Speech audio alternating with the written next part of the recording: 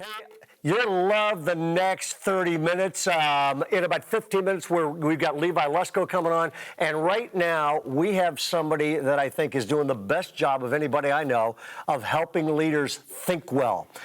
Carey Nieuwhof is nobody like him. He's a former lawyer, founding pastor of Connexus Church. He's got a leadership podcast that is literally listened to by millions of people.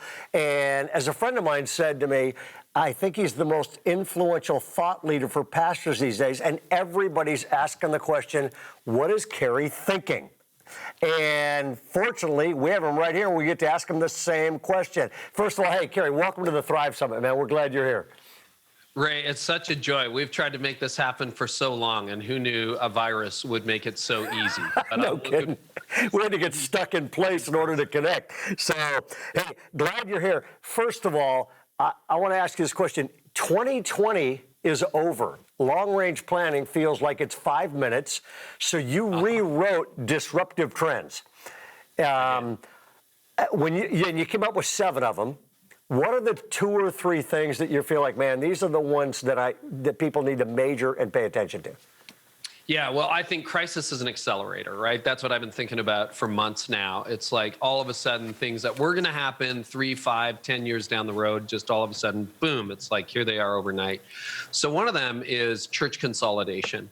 So you and I haven't talked about this directly, but I imagine if you look at your church and your online numbers, they're probably up significantly, even over what they were prior to COVID. And for a lot of churches that have either jumped online or been online, what's happening now is there's a consolidation of the market. And there are early poll results that show that this is probably the case. I work pretty closely these days with David Kinnaman and the team at Barna. And so, for example, in a recent poll of churchgoers who were watching online during COVID, 23% said they're watching their church and or another church. So think about pre-COVID, right? If you're a churchgoer, it's like, I got to go to my church, and you know the internet's there, but you kind of have your church thing. Well, all of a sudden, when your church is only online, you're like, well, I can go to my church, or I can also go see Bayside, or I can also go see Village Church, or I could go watch Holy Trinity Brompton in the UK, or Transformation Church in Tulsa. And so now 23% are saying they're either doing their church and another church, or they're just doing another church. So back to the bookshops. In the 1990s, all these independent bookstores got threatened, and a lot of them went bankrupt because of borders, because of chapters in Canada, but Barnes and Noble and so on came along. And it's not like people stopped reading books. It's just like it went from a consolidation of all these little tiny bookstores to a few big box retailers. Then further consolidation when Amazon comes along and starts cannibalizing the market by picking off like Barnes and Noble, picking off Target and Walmart, who also got into books, or Costco. And so that's just consolidation. It's not like the total number of books consumed dropped. It's just fewer people are selling them. So that's what economists call a market consolidation. I think the same thing is happening in church world. So to put it in analog terms, you know, the 90s and the 2000s saw mega churches really take over, and they're reaching new people, but they're also taking people who used to go to little independent churches that aren't so strong anymore, would all of a sudden go to a big box church, so to speak. And I think that's now happening online. So that's trend one. Second trend, I would say, is this return to church might not be the rush that everybody hoped for. Along with consolidation, right? If all of a sudden I'm part of your church, but I don't live near you, I'm probably not going to rush back to a physical church right away. Because crisis is an accelerator, I also think what's probably happening is we are pivoting into a digital default church.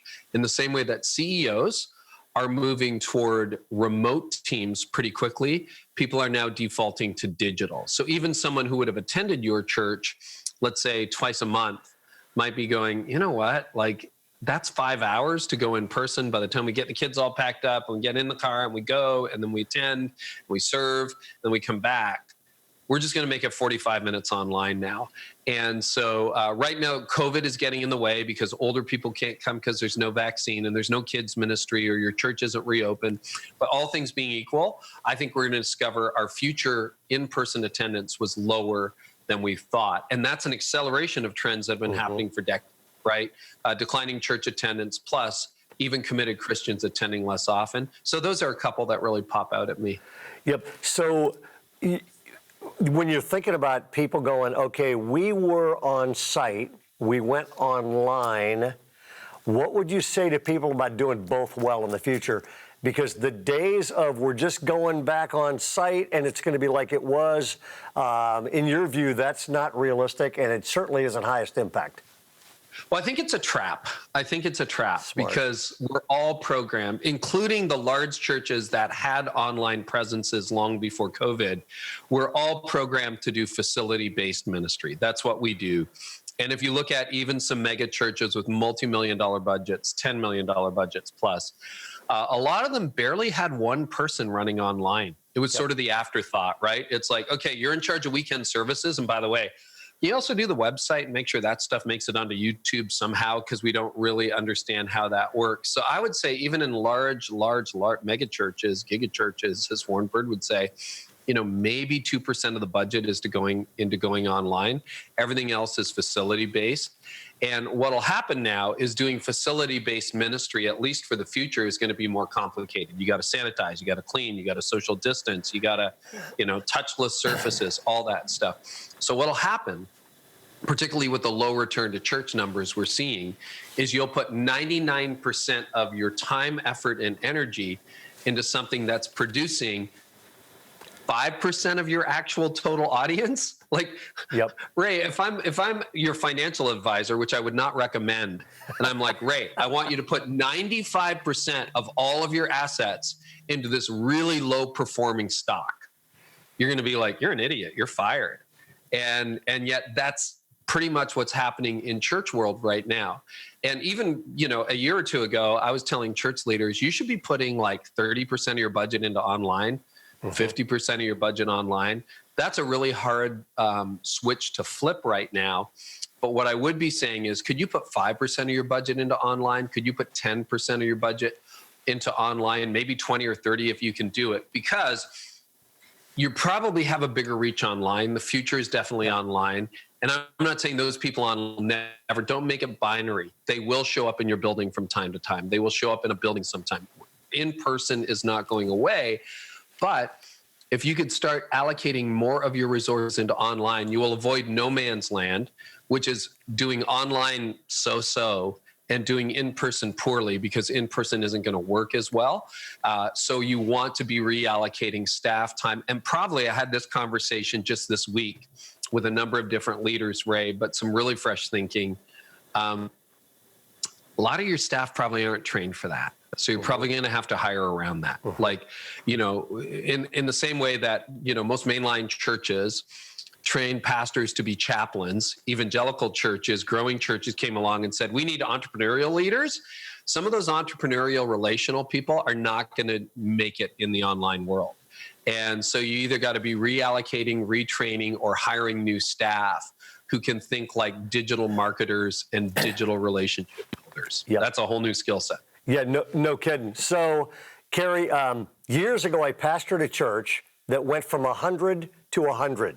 Okay, I mean, it was and that was it. We started Bayside, and it blew sky high. I'm not sure I'm doing anything different. What would you say to the pastor of a large church right now about how to be effective in the future? And then what would you say to a lot of folks listening to this? I mean, there'll be 1 million people watch this before the dust settles on this thing. What would you say to those people from smaller churches? So speak to a large church, speak to a small church. So for the large church, I would say really pay attention to staffing and budgeting. I mean, you've got the ability that you can probably sink hundreds of thousands or millions into online. One guy I'm really watching closely right now is Mike Todd at Tulsa. He has Transformation Church. And you look at how Mike is leveraging social media. It's pretty exceptional to do. I think that can be, and I'm not Mike Todd. Like, I haven't got his personality. I haven't got his charisma. I haven't got all that. Yeah, but that's a guy who went from leading 200 to, what's that? Yep. Yeah, who does? The guy's amazing. Yeah, exactly. I mean, he's a bit of a unicorn that way, a great unicorn that way. But Mike, I think, is a key to the future. And I can't be Mike, but I mean, this is the basement of my house. and I do that podcast you mentioned, and we're going to hit 12 million downloads this month. It's like, how does that happen in your basement? I don't know. But that's the internet. It's flat. So if you're leading a large church, I would say be at least pouring 10 to 20% of your budget into online and hire a different skill set.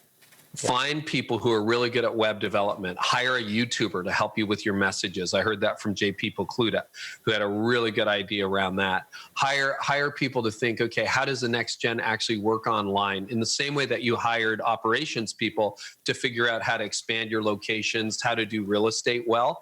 Think about that. And then for the small church person, I would just say, you're not going to have hundreds of thousands or millions to invest in that. But follow a leader like Annie F. Downs. So Annie is a brilliant thinker, thought leader, writer from Nashville.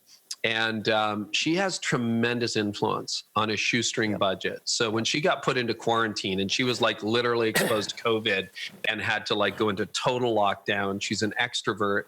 I got a YouTube interview. You can just search my name and Annie F. Downs. She's reaching millions of people a month on her podcast. She's in a spare bedroom in her home with a blanket from Target and a $90 microphone, recording into her laptop with a webcam. Like, it's as low budget as you can get. She's reaching millions of people because the mistake we make is we think I can have no impact online unless I have $1 million budget. That's not true. Be you, be somebody's friend, bring yourself to the screen, be personal, be relational.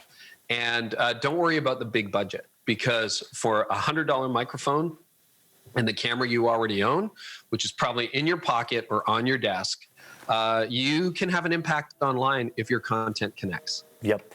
Yeah, you know, it's funny. You're right on target on that one. When we shut down, we went online and we came out with the most overproduced, pristine stuff. And then after a few weeks, we went, let's just leave all the mistakes in, and people loved it. They just went, okay, real is much better than overproduced and stale these days. Now, I want to talk about future leaders. There are leaders that are really good at leading something that's already done, because they've been doing that. What are 2 or 3 traits that you would say future leaders need to have to be highest effective? Or if I'm a leader, what are some things I should develop? Agility. Number one is agility. The future is very uncertain, and there's no new normal. I mean, who knows what's going to happen? And we're in just this period of like unprecedented fast change. We were already in it, right?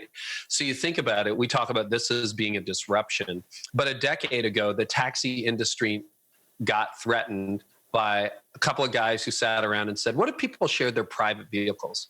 And we just created an app for that. And, you know, the whole taxi industry gets disrupted. Or a couple of other people who are like, why don't we give people a new way to share photos on their phones with this new digital media? And Instagram is born and Kodak goes bankrupt, right? So, I mean, we were in an era of disruption to begin with. And I think the key to that is agility. You don't want to be the CD salesperson in the era of Spotify. And you don't want to be the mall landlord in the era of Amazon. And so that means we're going to have to pivot. We're going to have to pivot quickly. I would move from annual planning to quarterly planning to perhaps even 30-day planning, where you're like, what are we going to do next? What are we going to do now? So that's one superpower. The other thing I would say is you probably have a lot of experience and wisdom on your team. Tilt young, tilt hungry. Find that 17, 18, 20-year-old, 23-year-old, 25-year-old, even if you bring 1 or 2 of them as volunteers or as paid staff onto your team and say, speak for your generation, lead for your generation. I think one of the ways that I've been able to stay young, I just got off a team call before, you and I jumped on this one. The guy who's leading my marketing is they're 23 and 22. Yep. So they're really, really young right now. And it's like, I don't really have this. I'm a content guy. That's all I am. I'm just a content guy. I can do interviews. I can do relationship. But you get a really young team that's 2 or 3 decades younger than you working around you, as you know. that's where the magic starts to happen. And you just need to be the facilitator for that. Because I don't have the answers. I don't even understand half the stuff my team is talking about anymore. It's like, that's okay. As long as they understand it, I'm fine. I'll focus on the content. Okay, which is a leadership question about working with people. Okay, we've got older leaders watching this and younger leaders joining us. Okay, what would you say to each one about working with the other? Okay, I'm an old guy. What can I do to be more effective working with people that are young, and then vice versa? So let's start with you and me. And that would be equip and empower younger leaders. Don't invite them at the table. Let them lead the table. Let them make the decisions. Give them teams. Give them authority, I should say. Build a great culture in which people thrive. You can be the culture creator. You can be the funder, as Andy Stanley said years ago. At our age, either fight it or you fund it. Yep. Right. So you can fight it and you can be like, well, people won't think that way. And, or just fuel it, fund it, and be the enabler, be the facilitator, use your wisdom and your resources to empower that next generation to make the change that needs to happen. Yeah. And then for younger leaders, I would say, know what you know and know what you don't know. There's a lot you don't know, but there's some things that you're really good at. And then lean into the older generation, because you and I do bring years of accumulated learning to the table. Yep. And we may not have it absolutely, like I still don't know how to be on TikTok. First of all, I can't dance. Secondly, I'm not even going to worry about that. Like I see Craig Rochelle on there. Craig, you can speak for me on that, or other leaders. Like I don't know what to do with that. Eventually, I don't know how to do leadership on TikTok. Somebody else will have to figure that out. I know how to do leadership on Instagram. I know how to do it on podcasting. But what I really bring, and this is really important for us too, the older you get, the narrower your lane, right? Like when I was in my 20s, I thought I was great at everything. And in some ways, you're hired to be a generalist. It's like, we need someone to sweep the floor. It's like, okay, great. Now we need someone to preach Sunday. Okay, great. Now we need someone to take this meeting. Okay, great. At my point, I realized really I'm a communicator and a thinker. That's all I do really well. Beyond that, it just falls off a cliff. So I would say try to realize what your older leader, your senior leader that you're working with is great at, and really value that. By the way, those of you who are listening, this is brilliant. If you will figure out how to take time, and I'm going to ask you a follow-up question. The number one thing every company should ask is, what can we be the best in the world at? Okay, Apple figured that out. Number one thing every human being can ask is, what can I be the best in the world at? If somebody's listening to this going, man, I got to figure that out, Carey, give me a step to take to start thinking this through, what would you say? Yeah, well, Todd Wilson from Exponential really helped me think this through, because my life is like a really crooked path. And when you're in your 20s, it seems like a really crooked path. So when I was 16, I started radio, and then I went to law school, worked in law for a year in downtown Toronto. Then I went into seminary, led a church for 2 decades through all kinds of things. And then all of a sudden this podcast author, speaker, writer thing emerged. And that's been my last 5 years and perhaps my next 20. And I'm like, that is the worst career path ever, right? But look, there are clues. What is the one thing that radio, law, ministry, podcasting, and writing, speaking have in common? They're all communication. In radio at 16, I stood behind a microphone like this and talked into, the airwaves, into nothing, into a board in front of me. In law, the part that I was really gravitating to was advocacy, courtroom work. Loved it. It was only a year, but anything constitutional, courtroom, litigation was all over that. What I would have done with my life until, I got a call into ministry, I would have just argued in court every day. That's communication. What was my favorite part of being a preacher? Vision casting, communication. Yep. What do I do now? Preaching, podcasting, writing. Yep. It's all communication. So really what God wired me to be, you can see the breadcrumbs, you can see the threads. It's a communicator. That's really, now I didn't know that in my 20s because I was a lawyer, I was a preacher, but now you begin to see that. So I would say, look for the through line, look for the breadcrumbs, look for what is consistent. What do you keep, Andy Stanley put it another way in a podcast. He said, what seems effortless to you that seems really difficult for others? So for example, when I see a gifted musician, and I'm in awe, our team just crushed it on the weekend, and we have this keyboardist, and she just she made it look like she wasn't even trying. You know, there's no music in front of her. She's playing this song. She's just crushing it. And I'm like, how do you do that? Now, I know there were years of, practice and probably tears and that kind of thing, but she is so good at like 30 at playing the keyboard. And I'm like, I'm just a piece of wood. Like I'm a disaster. So that's a clue to your gifting. Communication's always been easy for me. When I was a kid, it was easy for me. And so that can be a clue if you're looking for a clue at what your through line or your gifting is. Absolutely. So we're both in touch with a ton of pastors. Most pastors I'm talking to are troubled by two things, okay? First one is this. Carey, everything right now is either growing or it's plateaued or it's in decline, okay? And a lot of folks are deeply troubled the second something plateaus or goes into decline, which I think is smart if you care about what you're doing. What would you say to somebody right now who's going, man, it just feels like my church life, whatever it is starting to go into decline? What would you tell them about how to stop that, how to turn it around? Yeah. There's this thing called the sigmoid curve, right? Which you've probably seen. It looks like this, it's sort of this hill, and this is what we want. We want to start here. I'll go up, up, up, up, up, and keep going. And what happens inevitably is that things plateau and decline.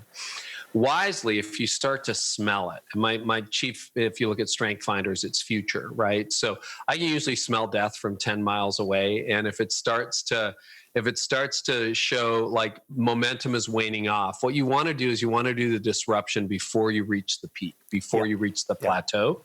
So if you're starting to sense that it's plateauing, really pay attention.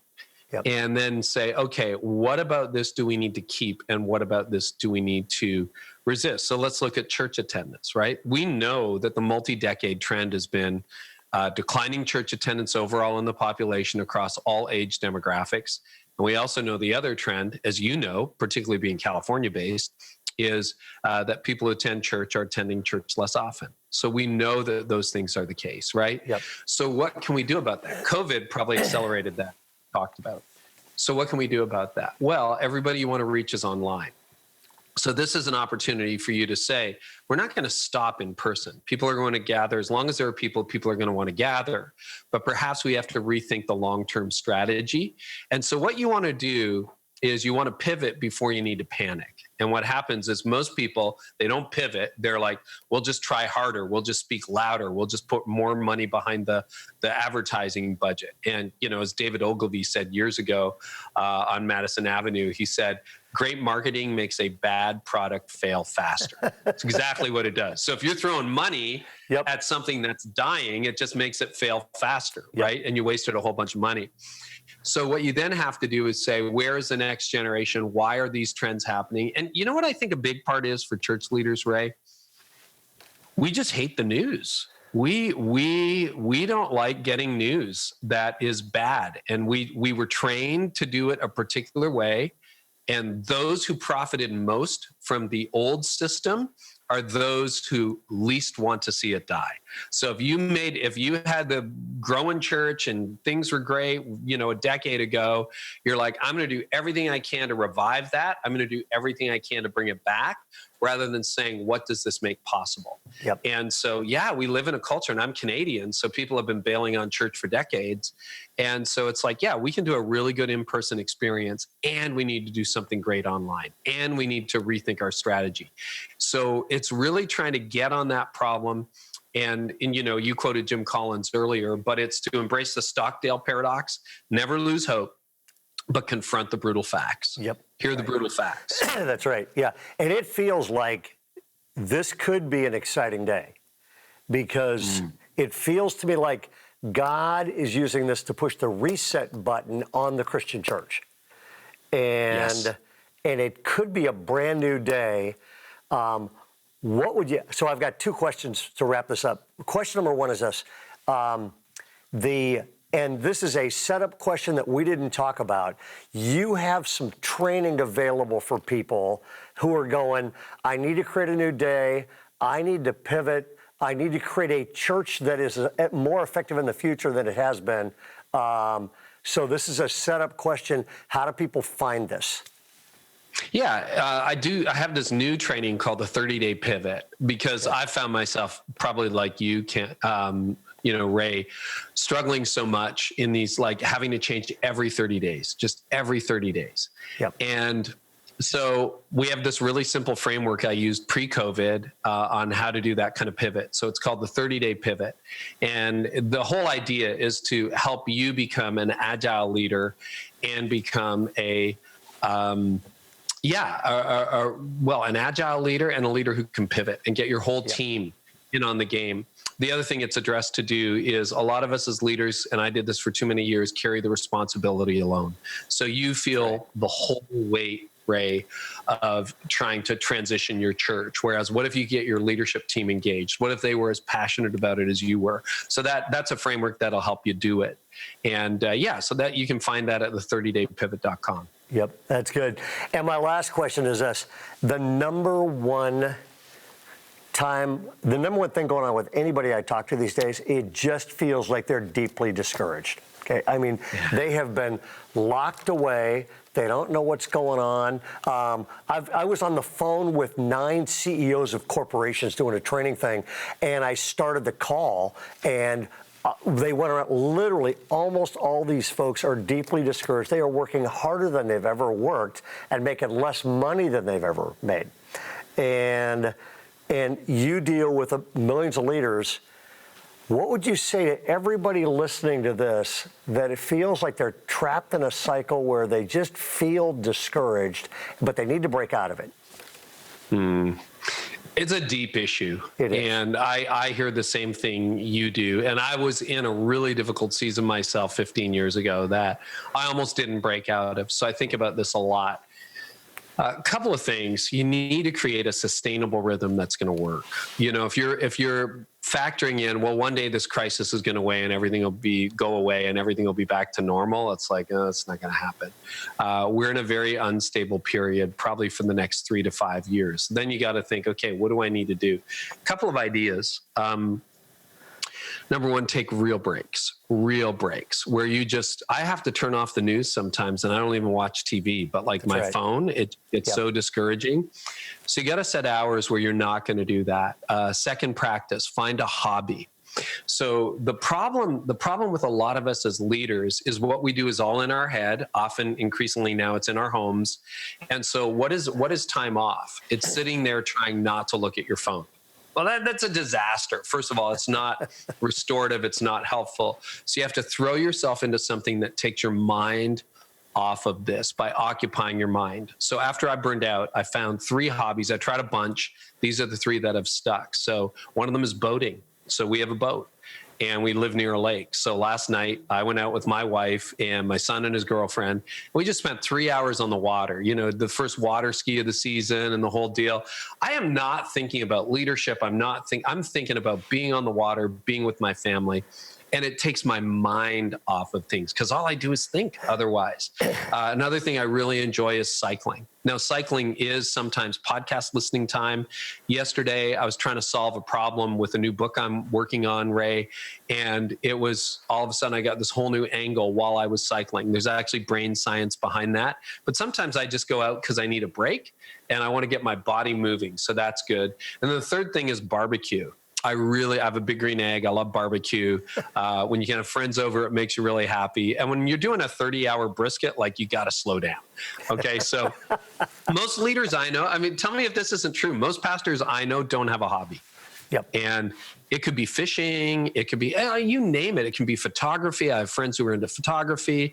It can woodworking, you name it. I want to keep my fingers so there's no woodworking in my future. But something that will actually, the principle is distraction. And it has to take your mind off of this. Because the problem we have, I could work anytime, anywhere. Like I got a laptop, I got my phone with me. I have an idea, I write it down. Oh, 5 people have texted me. Okay, now what do I do? And if you just put that away and do something else, and then of course, sleep, diet, exercise, you want to build a life you don't want to escape from. Right. So what does it need to be true for you to build a life you no longer want to escape from? And if you can answer that question with some good disciplines and habits, then I think it will help you survive for the long haul. That is good. Yeah, one of the things we say all the time around here is, look, study yourself, figure out what's draining, and then figure out what's recharging, and do that. And Carey, I just want to say thank you. You are so easy to like, which is why I think millions of people flock to you. But the other thing is this.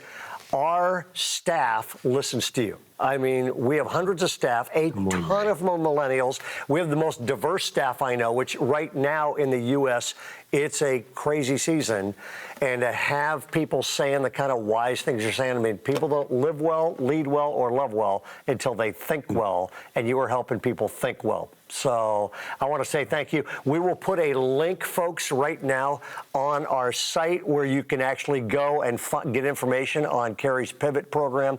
It's a 30-day program, and we'd highly recommend it. We have people that are doing this kind of thing. Carey, we just want to say thanks for joining us, man. Appreciate it. Ray, it's such a joy, and I'm looking forward to doing this in person as we had planned. But I just so respect, admire your leadership, and really appreciate what you're doing. And this looks like it's going to be the best Thrive ever. So thank you. Oh yeah, you know what's funny, Carey? The main thing I learned out of this whole Thrive thing, when it shut down, I'm an extrovert, okay, so I like people. Our Thrive conferences sell out, Northern and Southern California. There were about a little over 6,000 people this year, and we pulled the plug on that. And I spent the next 24 hours depressed. I was going, I love the event, I love the content, the impact, and I love just the people contact of that thing. And God said to me, if you will let go of discouragement and replace it with dreaming, the world can be a better place. And Carey, it was interesting because I wrote a book on hope. I mean, I'd always went, okay, if you can just let go of discouragement as fast as you can, replace it with hope, and there's some systems you have to put in place, but you'll be better. And I thought, okay, that makes me better. It doesn't necessarily help anybody else. And I thought the faster a human being can move from discouragement and that grip to dreaming, the world becomes better. Their house becomes better, marriage. And so we just started dreaming about what could happen. You know, instead of 6,000 people on site, what happens if it goes global and it's free? It's a whole different ballgame. And but what Ray, about that's so encouraging. And you know what? That is a metaphor for what we just talked about for the last little while. That's exactly is right. If people, because you are going to be discouraged when you go back and there's fewer people than you hoped for, and you are going to be discouraged because you can't do what you used to do in the same way. But if you would dream about what's possible, if you would ask that question, like you say, right, you'll have the biggest Thrive ever right after your biggest disappointment ever. And maybe that's exactly what's happening to the church. Maybe this is an opportunity for us to reach the people that Jesus loves in a way that we never would have signed up for, never would have asked for. But if you're willing not to just, quit in the midst of the struggle, I think there's a huge breakthrough ahead. So this has been a joy, Ray. Thank you so much. You bet, Carey. Thank you too, man. God bless. Have a great day.